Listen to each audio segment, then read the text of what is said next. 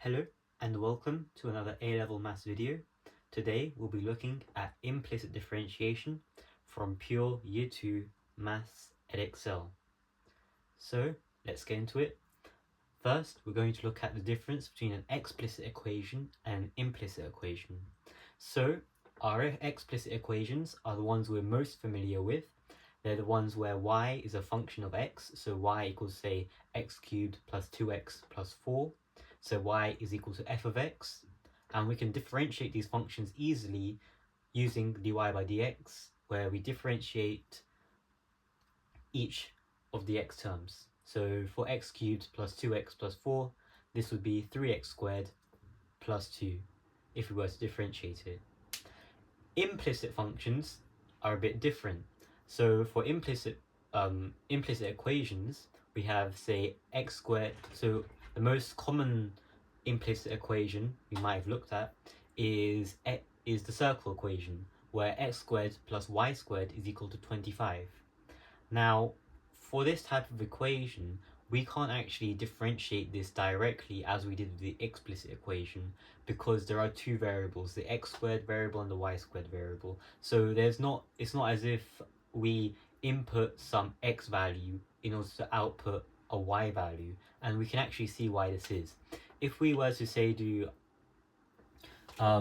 x squared is equal to, say, 25 minus y squared, okay, then we said that x was equal to root 25 minus y. Well, this actually gives us two possible answers for x. It gives us a negative answer and a negative x and a positive x. So this is why we can't actually derive this the same way we did an explicit equation. And there are some more reasons as to why we can't do this, which we're not going to go into detail today. But what we do need to know is that when we differentiate these type of equations, we differentiate each term either with respects to x to get dy by dx, or with respects to y to get dx by dy.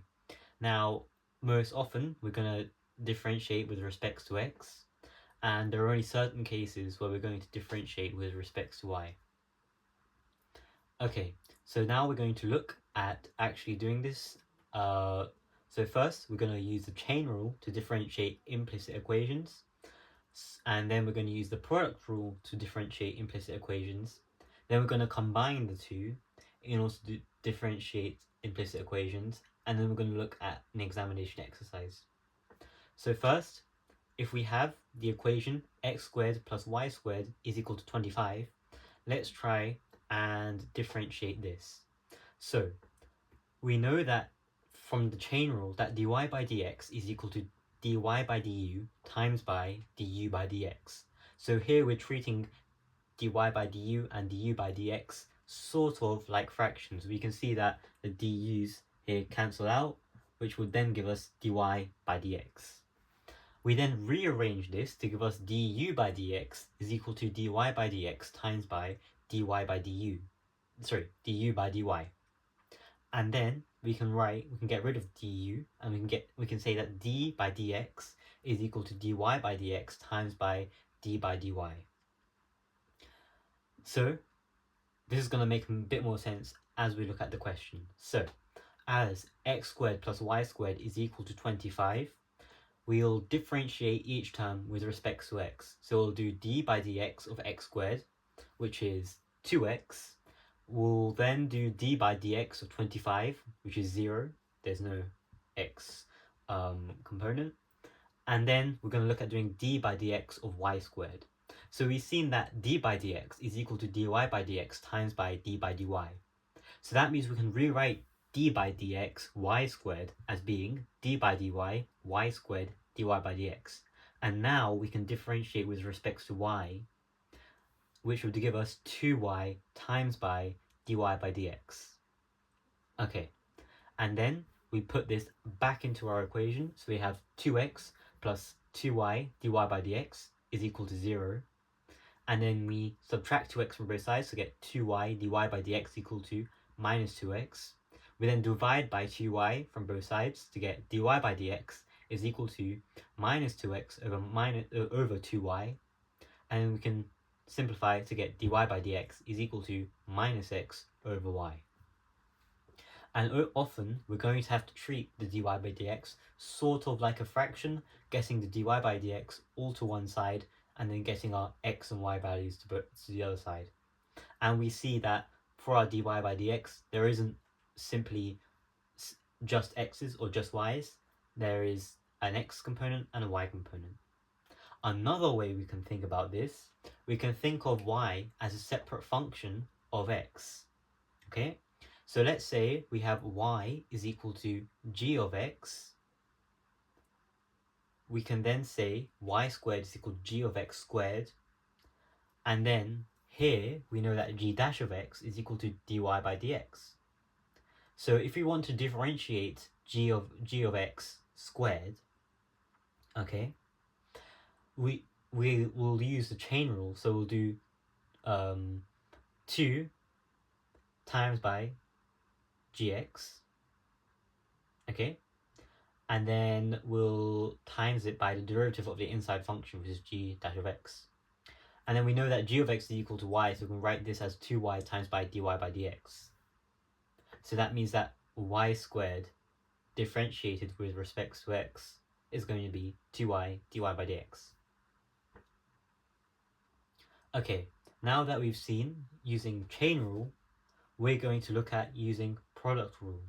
So for product rule, we have x squared plus xy plus 4y squared is equal to 16. So now we're going to differentiate each term with respect to x. So d by dx of x squared, that's going to give us 2x. d by dx of xy, we're going to look into that. d by dx of 4y squared is the same process as what we did here. So that's just going to be, so we differentiate this term first, 4y squared, to get 8y, and then we times it by dy by dx over here. So that's where our 4y squared d by dx is. And then d by dx of 16 is just 0. So what we're left with is 2x plus d by dx xy plus d by dx 4y squared. So now we want to differentiate d by dx xy. So we don't just have a y component here, we have an x component here as well, which means we have to use the product rule. And so we let u is equal to x and then let v is equal to y. So u dash, okay, is going to be the differential of x with respect to x, which that's just going to be 1. And then for y, we're going to do the same process as we did here with the chain rule. So we're going to do d by dy, y, dy by dx, and the differential of y with respect to y is just 1. So we're just left with dy by dx. And then we cross multiply. So we do x times by dy by dx to get x dy by dx. And then we do y times by 1 to get y. So now we've gotten both. We can then say that d by dx of xy is x dy by dx plus y. So then we input that here. Okay, so that's where that is. And then our 4y squared d by dx is here. So what we're left with is 2x x dy by dx plus y plus 8y dy by dx equal to 0. So what we want to do now is got our dy by dx to one side and our x and y components to the other side. So we minus 2x and we minus y from this side, and then we get our dy by dx and we take it out the brackets, and so what we're left with is dy by dx x plus 8y is equal to minus 2x minus y, and we divide both sides by x plus 8y, which means that the gradient function is now minus 2x minus y divided by x plus 8y. So that's using product rule to differentiate our y components. Now we're going to combine these two, and we're going to use the product rule and the chain rule. So we have xy squared is equal to 7, and we want to differentiate this with respect to x. So we do d by dx xy squared equal to d by dx of 7. So d by dx of 7, that's just 0. And now we have d by dx xy squared. So what we're actually going to do here is we're going to use a chain rule. So what we're going to do is, like we've seen before, where we have a function on the inside, function on the outside, we first differentiate the outside function, which is the squared part, and then we multiply that by derivative of the inside function.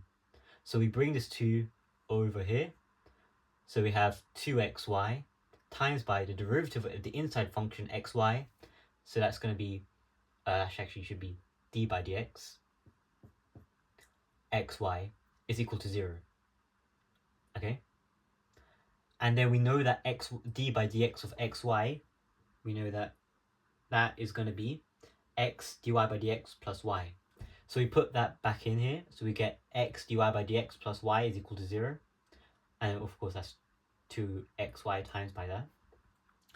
And then we multiply out the brackets. So then we get 2x squared y dy by dx plus 2xy squared is equal to 0.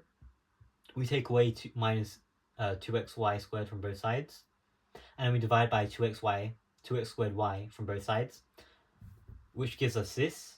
And then we can simplify this down to minus y over x for dy by dx. So now we've looked at using the chain rule, using the product rule, and using the product rule and chain rule to differentiate implicitly. So now we're going to look at an examination exercise where we're going to use all that we learned, and we're also going to come back here and we're going to use d by dy to get dx by dy. So the question states that x squared plus y cubed minus 8x plus minus 12y is equal to 4.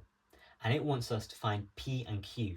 So P and Q are our points here. And the tangent to P and the tangent to Q is parallel to the y-axis. Okay? So there is no change in y, which means that dy by dx, which means that dx by dy is 0. Okay? Sorry, there is a change in y, but there is no change in x. Sorry, that's my mistake.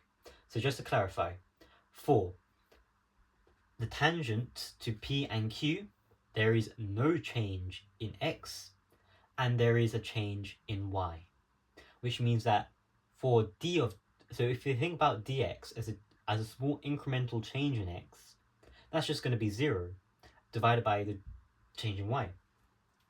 So that's going to be 0. But dy by dx is undefined because you can't divide by 0 and there is no change in x. So that means we actually can't do dy by dx, and instead we differentiate with respect to y to get dx by dy.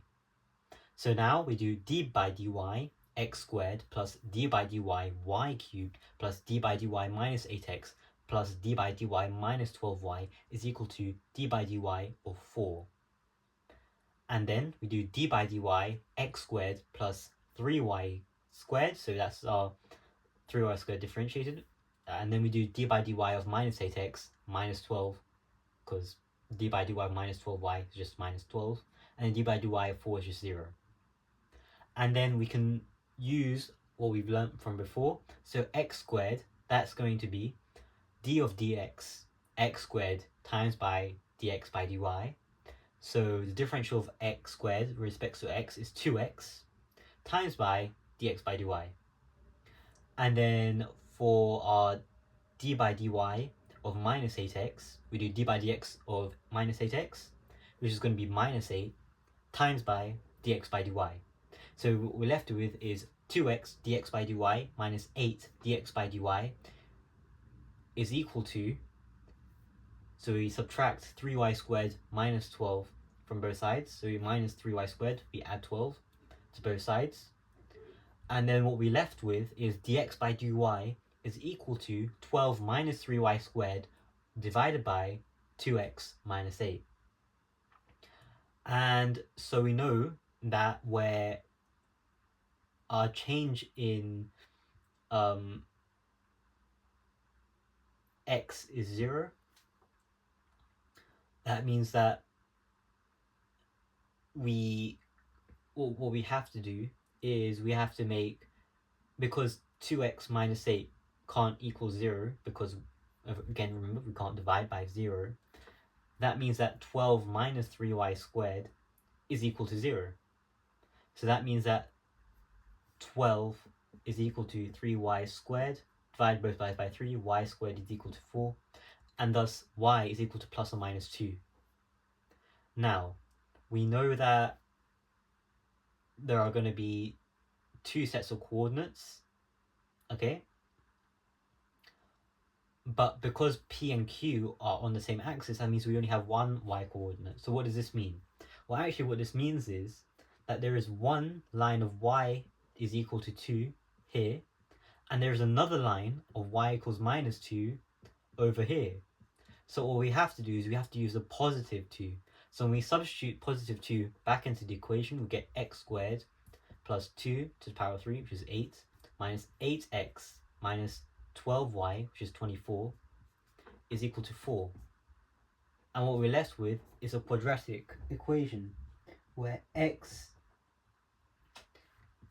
minus 10 and then x plus 2 is equal to 0. So we have x is equal to 10, x equal minus 2. And we can see that p is now going to be minus 2, 2, and q is going to be 10, 2.